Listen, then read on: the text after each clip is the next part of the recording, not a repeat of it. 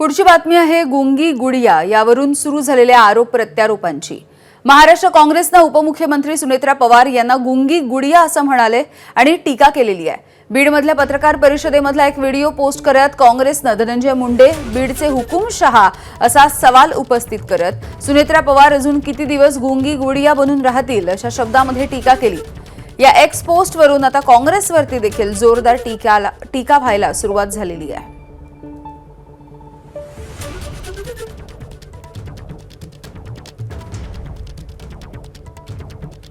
तर या सगळ्या प्रकरणावरती आमदार धनंजय मुंडे आणि काँग्रेसचे प्रदेशाध्यक्ष हर्षवर्धन सपकाळ हे नेमकं काय म्हणाले आपण जाणून घेऊयात। या दोन्ही नेत्यांमध्ये सध्या जुंपलेली आहे। आता वहिनी साहेबांचा या ठिकाणी प्रश्न विचारला, हा प्रश्न उत्तराची प्रेस नसताना विचारला, त्यावेळेस मी म्हणलं आता थांबा, प्रेस संपली, कारण फक्त निवेदन करायचं एवढंच जर अधिकृत सांगितलेलं असताना मी थांबा म्हणलं तर ही चूक होत नाही।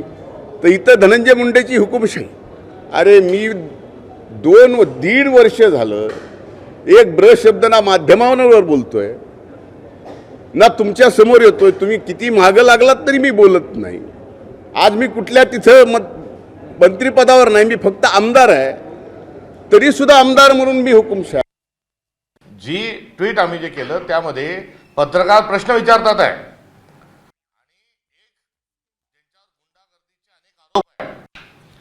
एक लोकप्रतिनिधीच्या ऐवजी गुंड म्हणून ज्यांचं व्यक्तिमत्व महाराष्ट्राच्या पुढे आलेलं आहे, अशा प्रवृत्तीची एक ओळख असणारा, एक परसेप्शन असणारा, एक कीर्ती त्यांची असणारा, अपकीर्ती असणारा जो व्यक्ती आहे तो पत्रकारांना एकेरीमध्ये चुप्प बसवत आहे। आणि अशा वेळेस ज्या उपमुख्यमंत्री आहे ह्या एक शब्द देखील बोलत नाही आहेत। त्यामुळे यामध्ये मूळ मुद्दा जो आहे हा त्यांच्या वर्तनाचा आहे। दरम्यान काँग्रेसच्या ट्विटमधून द्वेष कळाला असल्याची टीका देखील धनंजय मुंडेंनी केली आणि याला देखील हर्षवर्धन सपकाळ यांनी प्रत्युत्तर दिलंय। स्वर्गीय इंदिराजींनी देशाचं पंतप्रधान म्हणून ज्या पद्धतीनं कणखर काम केलं त्याच्यापेक्षाही चांगला अनुभव येणाऱ्या काळात या महाराष्ट्रात आमच्या नेत्या, या राज्याच्या पहिला महिला उपमुख्यमंत्री सुनेत्रा वहिनी या ठिकाणी करून दाखवणार आहेत। आणि तेच भीती, तेच आमच्या वहिनी साहेबांचा द्वेष हे काँग्रेसच्या त्या पेजवरून आपल्याला पाहायला मिळाला। आम्ही सुनेत्राताईंना टीकेच्या माध्यमातून कुठे गुंगी गुडिया म्हटलं असेल तर त्यांनी दुर्गाय साबित करावं, आणि दुर्गाय साबित करण्यासाठी त्यांनी काय करावं तर दुर्गाय सिद्ध करण्याकरता ताबडतोब अर्थ खातं स्वतःच्या कडे घ्यावं, स्वतःच्या पक्षाकडे घ्यावं। त्यांनी ताबडतोब अपघाताचा जो शोध आहे तो लावल्याशिवाय मी स्वस्थ बसणार नाही हे त्यांनी सांगावं। त्यांनी ताबडतोब अजितदादांनी लाडक्या बहिणीचे जे 1,500चे अनुदान वाढून 2,100 ते 2,500 करणार होतं सांगितलं ते करावं।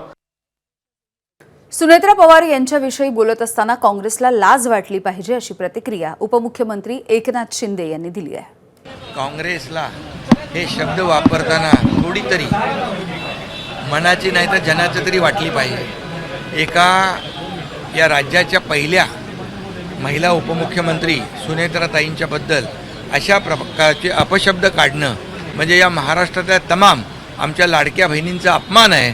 आणि लाडक्या बहिणी काय करू शकतात हे 2024ला दाखवून दिलेलं आहे।